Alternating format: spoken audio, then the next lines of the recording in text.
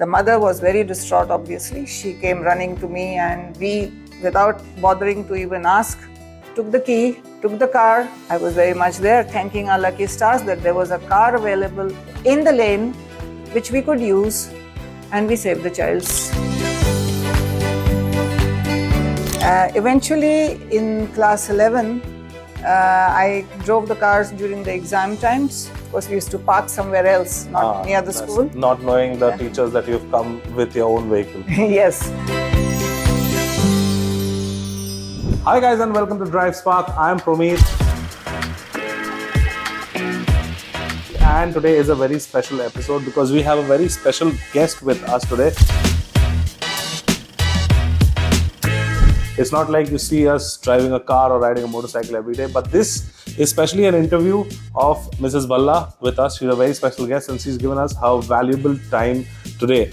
So guys, she's been driving for so long, that's more than 5 decades, and usually when someone needs to learn how to drive, they either go to a driving school or they call someone at home and they teach her driving, but she actually broke the stereotype. She taught her son, she taught a lot of people around in the colony, and I think that is something you don't really see on a daily basis. So welcome ma'am to the show, and very first thing, let me wish you a very happy Mother's Day first of all.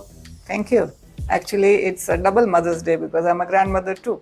Oh, that is awesome. And yes, wishing every other mother out there.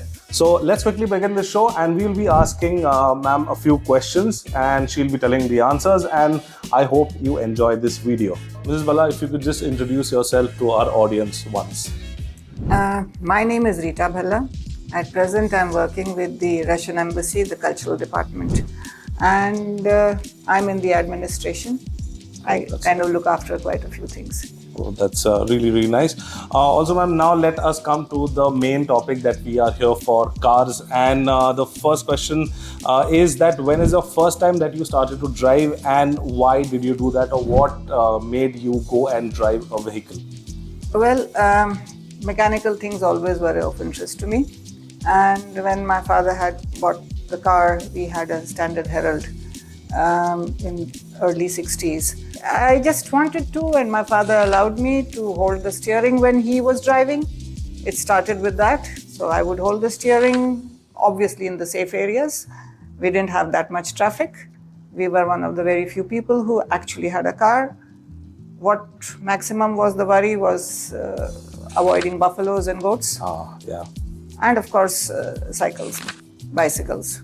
So that's how I started. But eventually, when I was insisting on something more, my father insisted that I first learn to deal with the clutch and the brake pedal. Oh, that's really important. So a lot of practice went into that in a stationary car. And he also taught me that unless you change a tire and clear the carburetor, you're not touching the car. Oh, that's a very important thing. Everyone who is driving, he or she, whoever is driving, must know how to change a tire at least.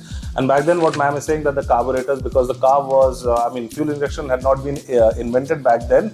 So there were carburetors, and the carburetors used to flood. So manually you have to drain the carburetor, and that is what she is telling about. So she learned all of that at a very young age, which is a very, very nice thing, ma'am. Was it very difficult for you to learn or start to drive when you started driving your car at a very young age? What was basically the challenge for you? I wouldn't say challenge, because it kind of came naturally, and I was very excited about it. Okay. And typically I would be waiting for a chance to catch my father to help me learn. Oh, nice. And you were also telling a few incidents that you were saying that you used to go around with people and people used to go around with you in cars. Maybe you took deliveries or something. Can you just share a quick story about that? See, I first started by taking my mom around for market places and maybe to visit her friends. Okay. Eventually, in class 11, I drove the cars during the exam times because there used to be a lot of unwanted attention the girls would get. So I used to cart the girls around. And for exam days, we used to go in the car. Of course, we used to park somewhere else, not near the school. Not knowing the teachers that you've come with your own vehicle. Yes. And of course, again, not to get that much extra unwanted attention. And later on, of course, car driving became almost a necessity because, like I said, maybe hospital visits for the parents or something like that. one used to use the car. Oh, nice. So basically, what she's saying that you should know how to drive, especially you should yes. know the skill. Absolutely, I agree completely. In fact, there is a incident which happened. Our neighbor's son, who was very young at that time, he's a grown-up young man now. Oh. He was very young at the time. He was playing with a razor and he managed to cut off his thumb completely, all the way down. So the mother was very distraught, obviously. She came running to me, and we knew that the neighbors keep their car keys in the letterbox for the driver to take. Okay. So we, without bothering to even ask, took the key, took the car, and we drove down to the emergency. And while the child was being sutured back into position, I was very much there, thanking our lucky stars that there was a car available in the lane which we could use, and we saved the child's thumb. Absolutely. So it is absolutely not important that you should have a car. You should actually learn the skill, learn how to drive, because in emergency situations like this, just in case if you don't have a car also, and someone can lend you their car, so you know how to drive. So that will be a huge skill for you, especially if you want to chauffeur somewhere around in an emergency situation. That is what ma'am is talking about. Moving on, as you mentioned that this is a scenario where an emergency situation took place. Also, has it proved a little helpful to you to drive, as in like, for example, your motor skills? Like being attentive on the road, being attentive here and there. Oh, yes. Has driving been a part of that? Yes, definitely. It keeps you focused. Yeah. It definitely keeps you focused. Apart from that, you get to see so many things. Oh, yeah. Even on a regular road. I mean, like in this season right now, you have the Gulmohar, which you may not have at home. But on the way, you get to see it. You have the Amaltas coming in with the bright yellow flowers. It makes your heart soar. I go through the ridge area on a daily basis because I'm driving to work. I get to see butterflies, I get to see birds. You are actually going to a greener area. Which I don't see in a residential area. So it enriches my experience. Of course, I also get to see the other things which may not be so nice, but it enriches your experience. Oh, that's really nice, and you should go out, not only if you're going out on a vacation, you should definitely go out on a vehicle. You'll have a different experience altogether, is what ma'am is telling us. Okay, so since you know a little about cars, ma'am, what is the one car that you would like to have, or what are some qualities that you would like to have in a vehicle that you would own, if money is not a restriction or a problem?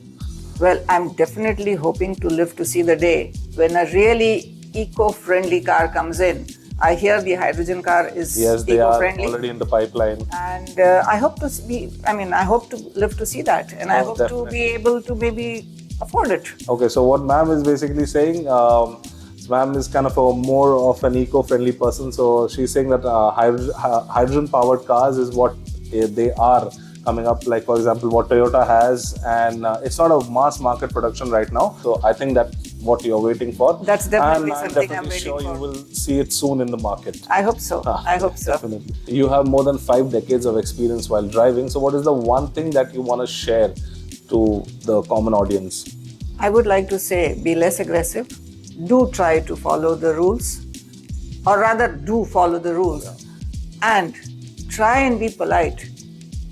Excessive honking, just for the sake of honking. We don't need to know that you have a horn on your system. You don't need to use it just for the sake of it.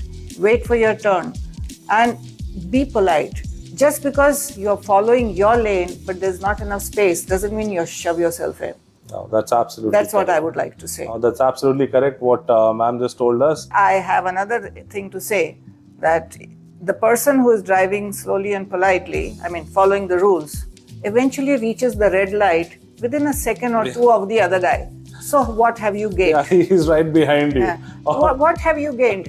Other than giving bad vibes and a bad temper to everybody else. That's absolutely right. So yeah guys, this is one lady who has seen carburetors as well, that is in the late 60s, and now she is dealing with cars that have ADAS. So she has a lot of experience, and I hope that you all like this video. You liked what stories she has told. Please be safe on the road. Thank you so much, ma'am, once again for being on the show. Thank you. And I hope you like this video, guys. If you liked it, do share and subscribe, and please be safe on the road.